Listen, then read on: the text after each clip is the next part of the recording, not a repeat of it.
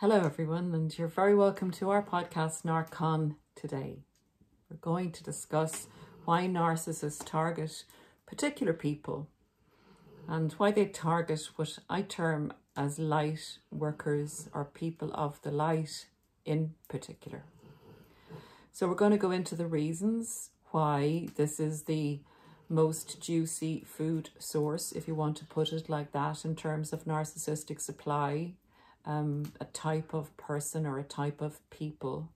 And then we're going to go into how narcissists underestimate people of the light. And before I start, I'm not actually saying that, when we talk about people of the light, these are human beings who carry a lot of light in them, who are not infallible, who make mistakes. So this isn't like the perfect against the imperfect. It's talking about the type of people that narcissists are particularly attracted to and why. And I have a theory, and I think it is shared by other people in the world, that there are certain people that seem to be put here, I think, because the world is so dark at the moment. I just have a theory that people are sent here to plant seeds of light and to join other people up in a movement against the darkness that is in capturing our world, particularly at the moment, where narcissism is rampant. And I feel that people are sent to encourage others to understand that this is not the way forward and to rekindle light in people that narcissists have tried to blow out or destroy, basically. So I hope you're with me. I really have renewed hope and faith in humanity, particularly with a lot of the people that I've met. The light just beams out of them. That's the only way I can describe it. Despite dreadful experiences they've gone through, they maintain their humanity and love and sense of humour and the will to love and connect and help others, despite what the narcissists have put them through. So we'll get to that at the end as to kind of why narcissists actually work against themselves, unbeknownst to them. Okay, so why narcissists particularly target people that I term of the light. 1, people that carry a lot of light in them and have a lot of spiritual well-being, put it like that, are generally very generous because generosity and positivity flows out of them, and they don't need to kind of cling on to and grasp and hoard and take from others, which is the narcissistic way of living life. So when they portray obvious generosity and obvious kindness, the narcissist is of course going to be drawn towards somebody like that, because in the narcissist's mind, they're stupid and they're there for the taking, and it's going to be a lot easier to get things from that person. They're going to be much more giving. They're just going to be better stocked with narcissistic supply, and it's going to be easier in the narcissist's mind initially to extract that supply from them. It's literally like a person who's very willing to hand over things to the narcissist. Number 2, the narcissist thinks that when they meet such a person, they can nearly immediately assess that that person's very willingness to be open about people, to be non-judgmental about people, to not be criticizing people, to have a good opinion of people. The narcissist instinctively knows that that type of person is going to give the benefit of the doubt to the narcissist when they start to understand that the narcissist is very needy, that the narcissist can be manipulative, that the narcissist, they see the narcissist doing things that just don't sit quite right with them, or the narcissist has started a devaluation process with this person. A person of the light is going to give the benefit of the doubt, is going to try and figure out what could be the reason behind this less than favorable behavior or less than good behavior in this person that they're with, who gave such a good impression of themselves initially. So the narcissist will have done a PR job on themselves initially in any budding relationship. And our brain actually computes the information given verbally by a person and creates a picture in our brain of that person, who will then follow up on certain deeds to try and back that up. Like the narcissist says, oh, I'm a really generous person, and maybe buys you the first meal out and insists on that, or say they gave something to somebody that may not be true, but they try and get your brain to believe that they are the version of the person that they're selling to you. It's literally a con job. It's a false narrative that the narcissist places in our brains initially. So it takes a while for anybody, no matter how intelligent, to look at the actions and then have to rewrite the initial impression and program that was strongly implanted in our brains at the beginning of the relationship. So if you are a person who gives people the benefit of the doubt and is generous of spirit, this will enable the narcissist to continue to extract supply from you for a longer period before the penny drops and you have to make a decision about what you're seeing and who the person said they were. That's the point when you think, there's something wrong with this person, but I can't quite put my finger on it yet. So that's a benefit to the narcissist, that willingness to look for alternative reasons that a person might be doing something, and not just saying immediately, that's not okay, because remember, the change is subtle with the narcissist. So it's not something maybe very obvious that you'll be immediately alerted to be able to make a decision on and say, no, that's not okay. That person has definitely something wrong with them. The person with a kind spirit and a person of the light is going to look for extenuating circumstances, basically, before they make a definite assessment. Number 3, a person who's a light worker, who's, I believe, put here on earth, specially sent down with a mission to spread good and good belief in other human beings, to counteract the current narrative of global narcissism. This person is capable of deep introspection. They are accountable, probably more accountable than they should be. They mind their behaviour. They call themselves into account if someone criticises them, to give a fair, as much as possible, assessment of whether they're right or they're wrong, and will personally grow from experiences where they are criticised. So there's a hell of a lot of introspection that goes on initially with a narcissist in the devaluation period, because it is highly confusing to have a person who things have been great with for quite a long period of time, well, generally 3 to 6 months, then turn the narrative and start to say that they have a lot of issues with you, and it all changes. Everything that they said was good about you becomes bad about you. So that's an extended period of the devaluation stage again, because the person of the light is busy introspecting and trying to come up with the truth versus the narrative of the narcissist.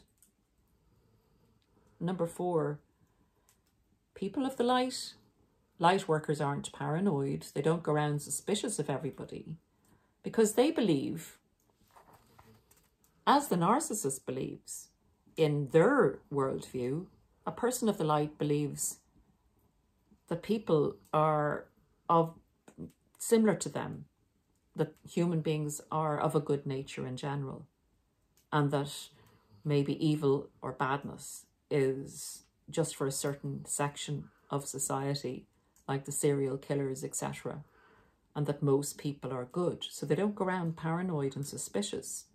Whereas the narcissist goes around paranoid and suspicious because they know their spirit and they know what they do to get things. They know they destroy. They know they try and con people. They know they try and steal.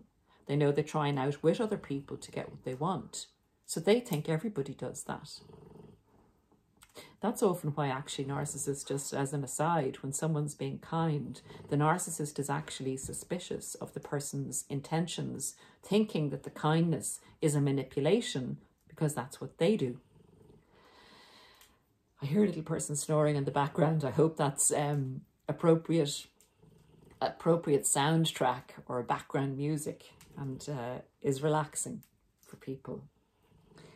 So they like people that are not paranoid or suspicious, basically a trusting person. That's often called, or sometimes called, a naive person, the before and after the narcissist. I don't like that term because I believe that light workers need to believe in the good in people. And the naivety, I think, is more a lack of discernment or a lack of experience. But I see what they term naivety as being a beautiful quality. It's an innocence. And it's an innocence that helps perpetuate a goodness of spirit and love. Number 6, the big reason, I think the big reason that narcissists target people that shine very brightly is they actually want to destroy that light. Because it shines a huge, big, bright, beaming mirror at them and their ways. And the fact that they're not living, they're living in the shadows. They're using dark methods to obtain what they need in life. They're not productive. They don't love. They usurp people. And they destroy in order to feel better about themselves. They reap, pillage, and destroy. So to target, to turn the light off, basically. Turn the light off. Turn the light down. We want to get rid of this idiot. They consider people of the light idiots. Because if they don't consider them idiots, they have to change, the narcissist has to change their modus operandi and the way they're living their life. And the narcissism is set up as such to totally protect and annihilate the true self so that they can be superior, have control, not take accountability, and kill, steal, and destroy. So they want to do that in the shadows. They do not want to be discovered. So I believe that there is a battle going on in our world and in our heavens between light and darkness. And I do cover this in my book, Weaponized Love. I call it a battle between earth and narcdom. If anybody wants to check it out, it's on Amazon, that book. And I use that analogy throughout the book because I really believe that we're up against it. And I really believe there are more light workers being born at the moment than there ever was or were on earth before. People need to know that there are other people out there that think like them, that are good human beings, that want the best and are capable of deep love. Why the narcissist underestimates the light worker that they will come across and target. They see people that live like this because, again, to the last point, they have to.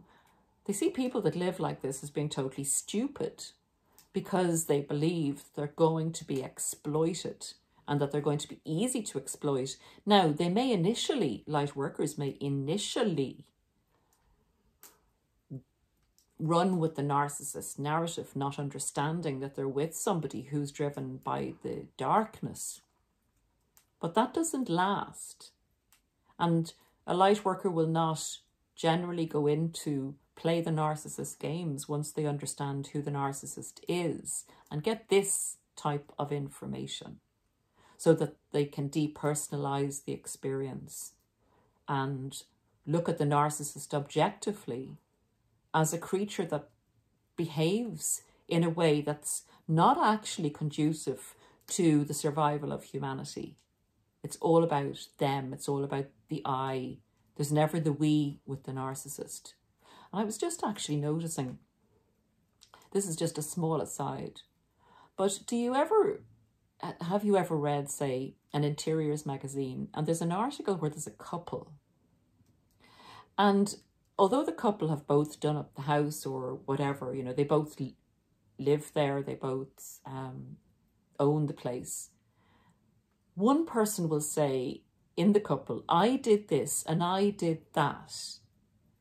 And even if they're in a couple, say, interacting out in society, it's not the we, it's the I that always comes forward. I'm always fascinated by the use of the little words because it tells you an awful lot about a person. So again, I digress, but it's always about narcissists, the I, and never the we. They take people of the light to be stupid initially and to be easily conned, and they think that they can easily destroy that person because they can take so much from them.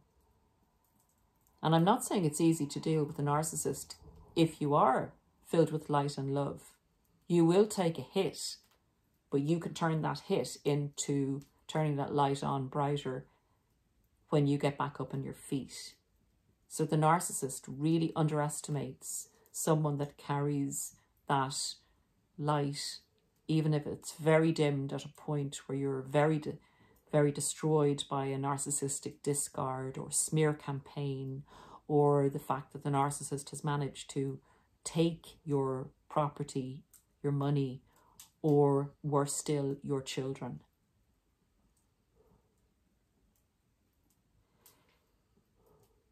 It's not easy to morally corrupt a person that holds integrity of morality, that has strong belief focused on love, focused on community helping each other, focused on being interested in another individual for their uniqueness and celebrating another person's uniqueness and loving, living life with that person rather than trying to squish that person into a nobody or into an extension of the narcissist. I think I have that down as another point here. So there's a whole totally different vibe of living where you have the narcissistic individual on the darker side of the spectrum, going more towards the dark triad of sociopath and psychopath. And then you have the normal person going on the opposite side of the spectrum of humanity, where they're going more towards highly empathic and highly filled with light. When that person has strong moral principles, that's going to keep them steady at the core as the narcissist tries to rip through the principles by which they live their life. And the narcissist, because they think those type of principles are wishy-washy, like kindness and love and those kind of things, you know, they're there for the twits, you know, whatever they want to call people. Yet that's what keeps the person of the light untouchable in relation to the narcissist finally destroying them. It's something to behold when you see a person in recovery from narcissistic abuse. They become beacons of of their beliefs. It's like you do or die with a narcissist. You have to advocate and you have to find a purpose. You have to find your purpose and you have to say, I'm no longer floating through life. I have a directive now. And now I know what my directive is. It's like a narcissist peels back from your eyes the reason you're actually here, which is the point I have towards the end, which is the result of a narcissist. I'll say it now. The result of narcissistic abuse to a person who has the ability and luck to become educated about exactly what they were dealing with, thus moving on quicker. The whole agenda, if you want to look at it as a fight between light and dark and a spiritual battle, the narcissist taking on a light worker actually defeats their purpose in living their lives the way they do if the light worker has access to this information and is supported by another human or supported by God, supported in any way that gets them over the hump of the survival stage after being with a narcissist. That person then is a force to be reckoned with. That person is like switched on as to, oh, now I know why I'm here. And that's very beautiful and very powerful and shines much brighter light on any narcissist that's around the place. And therefore, the narcissist's whole agenda, and particularly bigger, wider world agenda, takes a double knock because that person is going to be stronger in their purpose.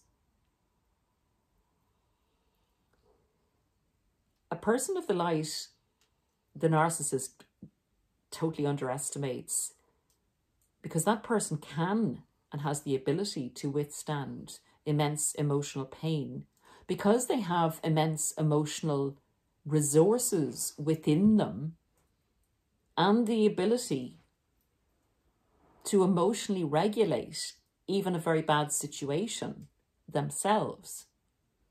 That person is not like the narcissist who needs others to emotionally regulate them. A person of the light has huge emotional intelligence and capacity to overcome and can withstand, again, the most excruciating of circumstances that the narcissist will attempt to put you through in terms of emotional, spiritual, physical and psychological destruction. This is an unseen battle in the main, which is why it's difficult to explain to someone who has not gone through it, to family and friends. This is not a normal relationship. This is a brainwashing, coercive control, destructive annihilation of the spirit and the mind and the essence of that human being. But a person of the light can withstand this, and the narcissist totally underestimates the strength that it takes to be emotionally present and to be full of love. Love is so much more powerful than hate and rage. Peace allows you to make beautiful decisions, strong decisions, and objective decisions. And love conquers all eventually. Truth will always rise. Love cannot be extinguished. Hate burns. Hate destroys. Hate turns people against others, and ultimately, when there's no others to hate, the hate eats the person who is the holder of the hate, basically. The narcissist, I don't know if any narcissist has ever acknowledged that. One would hope that there would be enough hope that some do, but with the system or the mechanism that's set up to defend the true self against the world, it's a strong personality construct that does not allow for introspection or accountability. So it's a very difficult one to imagine that they ever would.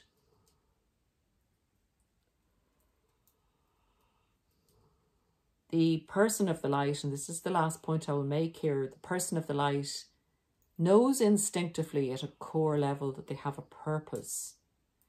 And the narcissist merely points them on the path to the purpose. Again, underestimating what the narcissist is actually facilitating is for the people that make it through. I have to always add that. The narcissist is actually facilitating their own destruction by picking a person of the light. And I would say to you that the harder a narcissist goes against you, and the more they tell you that you're worthless, the more threatened they are by what you carry inside you.